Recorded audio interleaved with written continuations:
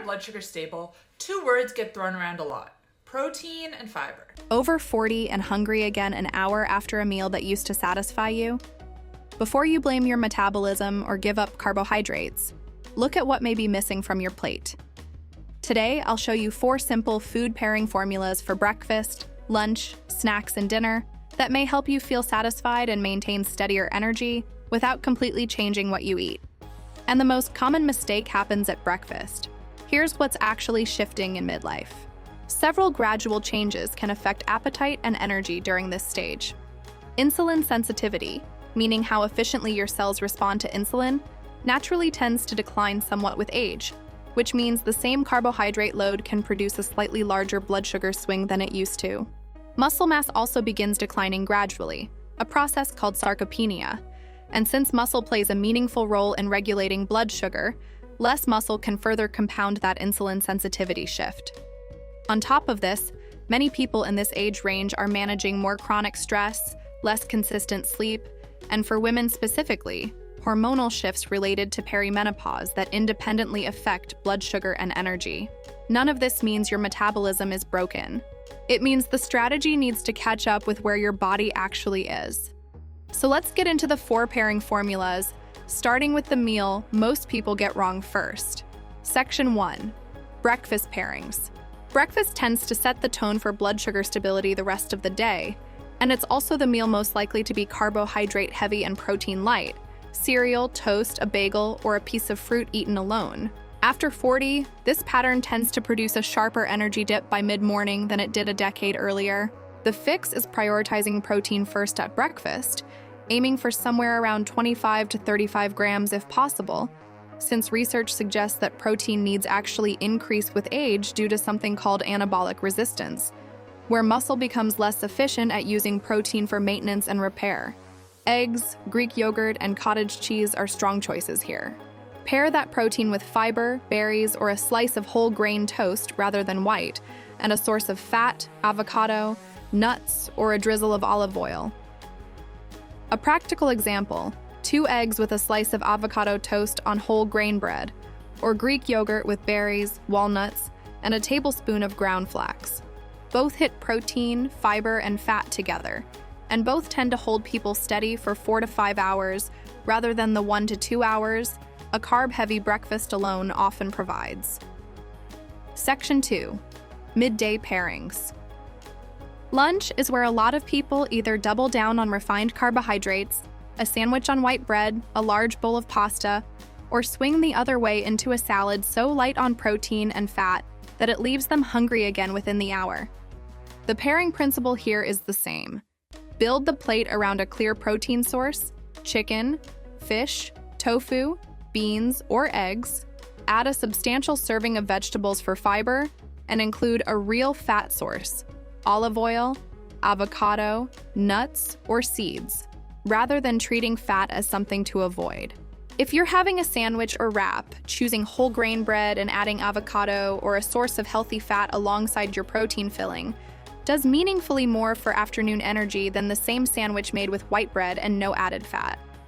This matters more after 40 specifically because the natural post-lunch energy dip many people already experience tends to be more pronounced when insulin sensitivity has declined, since a sharper blood sugar swing after lunch translates into a sharper energy crash an hour or 2 later, right in the middle of a workday. Section 3. Afternoon snack pairings. The mid-afternoon slump is one of the most common times people reach for something quick, often coffee and a pastry, or a candy bar from a vending machine, precisely because energy is already dipping and sugar and caffeine provide a fast, if temporary, fix. A better pairing here follows the same protein, fiber, fat formula we've used throughout: an apple with almond butter, a small handful of nuts with a piece of cheese, or Greek yogurt with a few berries and seeds.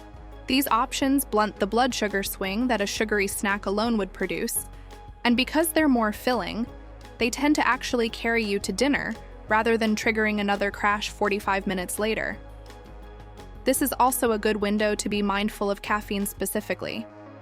A second or third coffee in the early afternoon, especially on an empty stomach, can compound the jittery, crash-prone pattern already at play, So pairing that coffee with a bit of protein or fat rather than drinking it alone tends to smooth out the experience. Section 4. Evening pairings and the bigger picture. Dinner and any evening snacking deserve the same treatment. A dinner built mostly around refined carbohydrates, white rice or pasta with minimal protein, can affect both blood sugar overnight and sleep quality, since blood sugar swings and cortisol are connected, and poor sleep itself further worsens insulin sensitivity the next day, creating a cycle that compounds over time. Building dinner around a clear protein source, a substantial vegetable portion, and a modest amount of whole grain or starchy carbohydrate alongside healthy fat tends to support more stable overnight blood sugar, and for many people, better sleep quality as a result. If you snack in the evening, the same pairing logic from earlier in the day applies. Protein and fiber over refined starch and sugar alone. The bigger picture here is that none of these pairings require eliminating entire food groups or following a restrictive plan. The shift in midlife isn't about eating less, it's about making sure protein, fiber, and healthy fat show up consistently alongside the carbohydrates you're already eating, since that combination is what actually determines whether a meal produces steady energy or a spike and crash. Section 5. One overlooked factor: hydration and minerals. There's one more piece worth mentioning that often gets missed in conversations about food pairing. Hydration and electrolyte intake tend to become more relevant to steady energy during this stage as well. Thirst signals can become less reliable with age, meaning mild dehydration can creep in without the strong thirst cue you might have relied on when younger, and even mild dehydration is associated with fatigue and reduced concentration.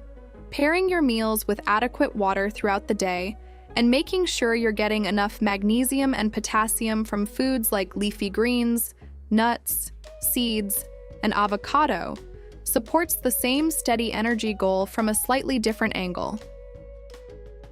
Close. CTA. Your body in midlife isn't working against you. It's just asking for a slightly different approach than it needed a decade ago.